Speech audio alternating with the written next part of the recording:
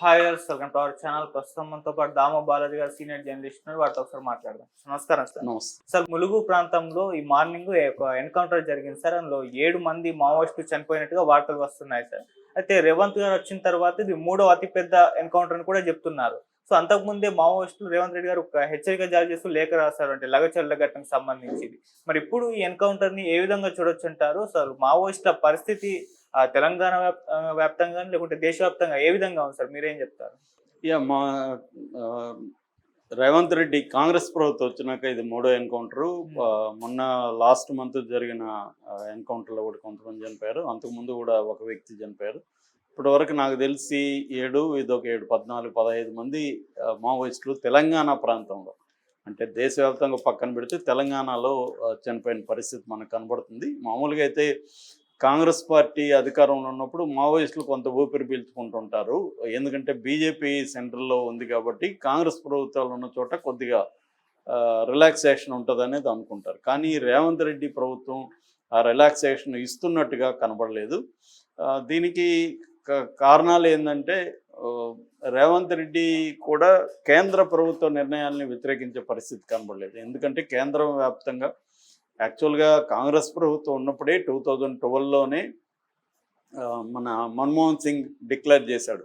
అతిపెద్ద internal security Maoist movement అని ఆయన డిక్లేర్ చేశాడు. అప్పటి నుంచి కూడా అతిపెద్ద internal security threat Maoist movement కాబట్టి మావోయిస్ట్ మూవ్మెంట్ని తుదముట్టించడం అనేది ప్రధాన కర్తవ్యమైంది. అందుకని వాళ్ళు లెఫ్ట్ వింగ్ ఎక్స్ట్రీమిజం అనే ఒక వింగ్ని కూడా సెంట్రల్ హోమ్ డిపార్ట్మెంట్లో పెట్టారు.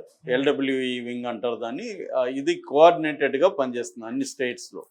సో ఈ క్రమంలో ఏంటంటే కేసీఆర్ ఉన్నప్పుడు తెలంగాణలో, కేసీఆర్ అధికారంలోకి రాకముందు తెలంగాణ ఉద్యమం ఉన్నప్పుడు మావోయిస్టుల అజెండానే మా అజెండా అన్నాడు. దాంతో మావోయిస్టుల సపోర్ట్ కూడా తెలంగాణ ఉద్యమానికి వచ్చింది. నిజానికి గద్దర్ కావచ్చు, వరవరావు కావచ్చు, ఇలాగా తెలంగాణలో మావోయిస్టుల సానుభూతి పరులంతా కూడా గట్టిగా ఉద్యమంలో పాల్గొన్నారు.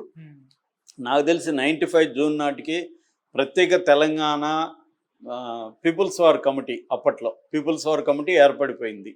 అంటే సపరేట్గా రాష్ట్రం రాకముందే పీపుల్స్ వార్లో తెలంగాణ కమిటీ అనేది వాళ్ళు ప్లాన్ చేసుకున్నారు.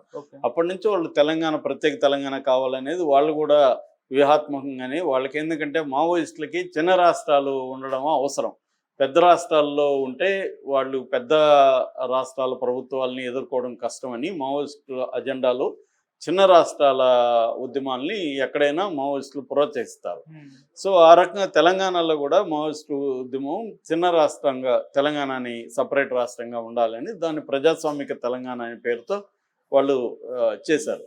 సో కానీ కేసీఆర్ వచ్చిన తర్వాత 2014 తర్వాత మళ్ళీ 2014 వరకు లేవు, కానీ 2014 తర్వాత మళ్ళీ ఎన్కౌంటర్లు జరగడం మొదలైంది. అయితే వైఎస్ఆర్ పీరియడ్లోనే మావోయిస్ట్ మూవ్మెంట్ అనేది ఉమ్మడి రాష్ట్రాల్లో, ఉమ్మడి ఆంధ్రప్రదేశ్లో తగ్గిపోవడం మొదలైంది. ముఖ్యంగా 2004లో మావోయిస్ట్ పార్టీ, అంటే అప్పట్లో పీపుల్స్ వార్ పార్టీ చర్చలకి వైఎస్ఆర్ పిలిచాడు. దానివల్ల అది అతిపెద్ద పొరపాటు ఎవరి వైపు నుంచి, పీపుల్స్ వార్ వైపు నుంచి. ఎందుకంటే వాళ్ళు పెద్ద నాయకులు రావడం, మొత్తం ఎక్స్పోజ్ అయిపోయారు వాళ్ళు. అదంతా జాగ్రత్తగా పోలీసులు నిఘా పెట్టి ఎక్కడెక్కడ ఎక్స్పోజ్ అయిపోయారు వాళ్ళంతా నెక్స్ట్ ఎన్కౌంటర్లో చంపడం అనేది జరిగింది. సో రెండవది ఏంటంటే ఓవరాల్గానే గ్లోబలైజేషను రావడం, ప్రైవేట్ కంపెనీలు రావడం, అనేక ఉద్యోగాలు, కొత్త ఉద్యోగాలు రావడం, అట్లాగే మన వైఎస్ఆర్ కూడా జాగ్రత్తగా ప్రజల మీద నిర్బంధాన్ని లేకుండా చేసి గ్రామాల్లో ఎక్కడెక్కడ ఏ ఏరియాల్లో యూత్ ఈ పీపుల్స్ వార్లకి వెళ్తున్నారో వాళ్ళకందరికీ ఏదో ఒక ఉపాధి చూపించడం, యువ కిరణాలు, రకరకాల ప్రోగ్రాంలు పెట్టి చేయడం. దీనివల్ల కూడా యూత్ అనేది పోవాల్సిన అవసరం లేకుండా పోయింది. నిర్బంధం లేదు, ఏదో ఒక ఉపాధి దొరుకుతుంది. అంతకుముందు నిర్బంధం ఉండేది, ఉపాధి. చాలాసార్లు అప్పట్లో మేము అనుకున్నాం పోలీసులు రిక్రూట్మెంట్ ఏజెన్సీకి పనిచేస్తారు మనకని, అంటే పోలీసుల నిర్బంధం వల్ల వీళ్ళు పార్టీలోకి వస్తున్నారు అనేది అప్పట్లో అనుకునేవాళ్ళు. సో ఇలాగ ఈ క్రమంలో తెలంగాణలో పెద్దగా ఉద్యమం లేదు, ఓన్లీ బార్డర్ ఏరియాల్లో మాత్రమే. అంటే ఛత్తీస్గఢ్ బార్డరు, అటు ఆంధ్రప్రదేశ్లో కూడా అటు ఏఓబి అంటారు, ఆంధ్ర ఒరిస్సా బార్డరు, ఇలాంటి ఏరియాల్లో మాత్రమే అక్కడి నుంచి ఒక్కొక్కసారి షెల్టర్ జోన్గా ఉపయోగించుకోవడం, అక్కడ ఇబ్బందులు వచ్చినప్పుడు ఇటుపక్క వచ్చి షెల్టర్ జోన్లుగా వాడుకోవడం అనేది జరుగుతుంది తప్ప ఇక్కడ ఉద్యమాలు చేయడం అనేది అప్పటి నుంచి కూడా పెద్దగా లేదు. నల్లమల పోయింది, అటుపక్క ఏరియాలన్నీ కూడా ఫారెస్ట్ ఏరియాలన్నీ కూడా నక్సలైట్ల ఉద్యమాలు పోయినాయి. 2004 తర్వాత 3 నక్సలైట్ పార్టీలు అంటే సిమిలర్ ఐడియాలజీతో పనిచేసే 3 పార్టీలు మెర్జ్ అయినాయి. ఒకటి People's War, 2 Maoist Communist Centre MCC అంటారు, మావోయిస్ట్ కమ్యూనిస్ట్ సెంటర్, 3ది పియు పార్టీ యూనిటీ. ఈ 3 కలిసాయి. మా ఎంసీసీ ఏమో బీహారు వెస్ట్ బెంగాల్ ఆ ఏరియాలో పనిచేసేది, పియు కూడా అటు పక్కనే పనిచేసేది. వీళ్ళు ముగ్గురు కలిసి సిపిఐఎంఎల్ మావోయిస్ట్ అనే పార్టీగా ఏర్పడింది. అందుకని సింపుల్గా ఒకప్పుడు నక్సలైట్లు అనే వాళ్ళని ఇవాళ మావోలు అంటున్నారు, మావోయిస్టులు అంటున్నారు. సో అంటే మావోయిజం అనేది ప్రధాన అజెండాగా వాళ్ళ సిద్ధాంతంగా వాళ్ళు ముందుకు తీసుకొచ్చారు. సో ఈ క్రమంలో దేశవ్యాప్తంగా దాదాపు 16 రాష్ట్రాల్లో మావోయిస్ట్ మూవ్మెంట్ అని స్ప్రెడ్ అయింది. అయితే ఏమైందంటే ఇక్కడ 2 ఉంటాయి, subjective conditions, objective conditions. Subjective conditions అంటే మావోయిస్ట్ పార్టీ ఏర్పడిన తర్వాత ప్రజా సంఘాల నిర్మాణం, ప్రజా సంఘాల ఉద్యమం అనేది వాళ్ళు పెద్దగా తీసుకోలేదు. ఎక్కువగా గెరిల్లా వార్ పోరాటం మీద, గెరిల్లా ఆర్మీని, రెడ్ ఆర్మీని నిర్మించే కార్యక్రమం మీద, విముక్తి ప్రాంతాలని లిబరేటెడ్ జోన్స్ నిర్మించే దీని మీదనే వాళ్ళు వెళ్ళిపోయారు తప్ప విస్తృతమైన ప్రజా ఉద్యమాలు నిర్మించాలనేది వాళ్ళకి లేకుండా పోయింది. ఇటు ఆబ్జెక్టివ్ కండిషన్స్ ఏంటి, ఎంతదాకా నేను చెప్పినట్టుగా ఉద్యోగ అవకాశాలు విపరీతంగా పెరగడం, ప్రజల మీద నిర్బంధం తగ్గడం. దీనివల్ల ఏమైందంటే యూత్ కానీ ముఖ్యంగా ఎడ్యుకేటెడ్ సెక్టర్స్ నుంచి మావోయిస్ట్ పార్టీలోకి వెళ్ళే రిక్రూట్మెంట్ ఆగిపోయింది. మనకి ఒక 10 ఏళ్లకు ముందే ఒక బుక్ వచ్చింది, లెటర్స్ కాల్ హిమ్ వాసు అని, బీబీసీ జర్నలిస్ట్ సమ్ చౌదరి ఆయన రాసిన పుస్తకంలో గిరిజనుల్లో అంటే ఆదివాసీలు, మావోయిస్టులో చేరే ఆదివాసీల్లో హైయెస్ట్ ఎడ్యుకేటెడ్ 9th క్లాస్ అని ఆయన చెప్పాడు. ఆయన 7 ఏళ్ళు రీసెర్చ్ చేసి రాసిన పుస్తకం. అంటే 10th క్లాస్ చదువుకున్న గిరిజనులు కూడా మావోయిస్ట్ పార్టీలోకి వెళ్ళట్లేదు. ఎందుకు? వాళ్ళకి ఏదో ఒక ఉద్యోగం దొరుకుతుందో, రిజర్వేషన్ ఉంటుంది, ఏదో ఒక ఉద్యోగం దొరుకుతుంది, అదొకటి. ఇంకొక అంశం ఏంటంటే ఏ సమూహం కూడా మావోయిస్టులను ఆదరించే పరిస్థితిలో లేదు. అంతకుముందు దళితులు కానీ లేకపోతే రూరల్ పూర్ కానీ వీళ్ళంతా ఆదరించేవాళ్ళు, వాళ్ళు ఆదరించాల్సిన అవసరం వాళ్ళకి లేకుండా పోయింది. అందువల్ల మావోయిస్ట్ పార్టీ ఏమైపోయిందంటే ఈ దేశంలో 500 రకాల గిరిజన ట్రైబ్స్ ఉంటాయి.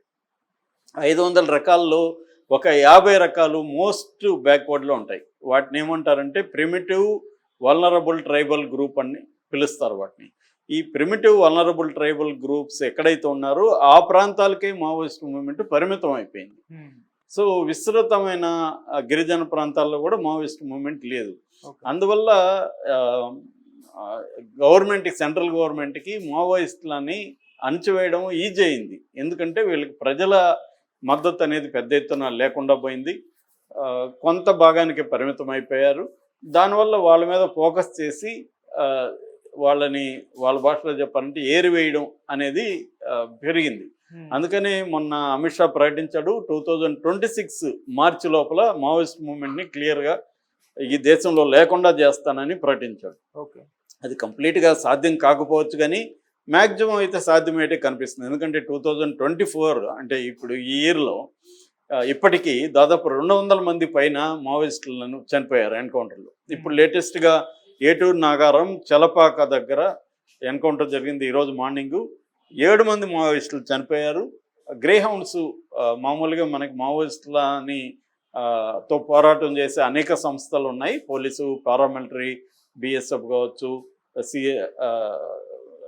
ఇండస్ట్రియల్ సెక్యూరిటీ ఫోర్స్ కావచ్చు, రకరకాల గ్రూప్స్ ఉంటాయి. కోబ్రా అనేది ఒకటి ఉంది, డిఆర్ఎఫ్ అని ఒకటి ఉంది. అలాగా మనకి ఎప్పటి నుంచో తెలంగాణ, ఆంధ్రప్రదేశ్లో ఈ స్పెషల్ టాస్క్ ఫోర్స్ ఒకటి, గ్రే హౌండ్స్ ఒకటి, ఎస్టీఎఫ్ అండ్ గ్రే హౌండ్స్.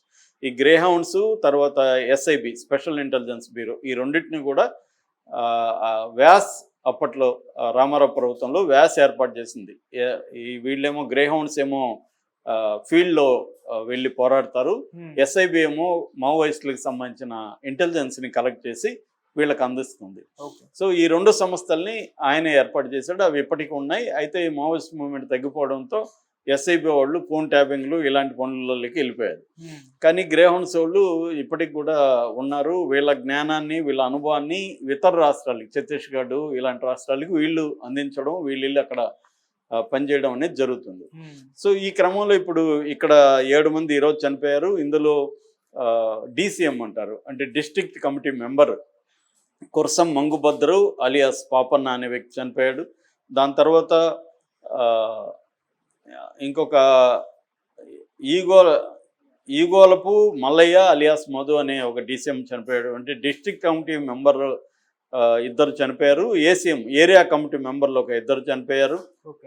దళ సభ్యులు ఒక 3 చనిపోయారు. మొత్తంగా 7 మంది దీంట్లో ఇప్పటివరకు చనిపోయారు.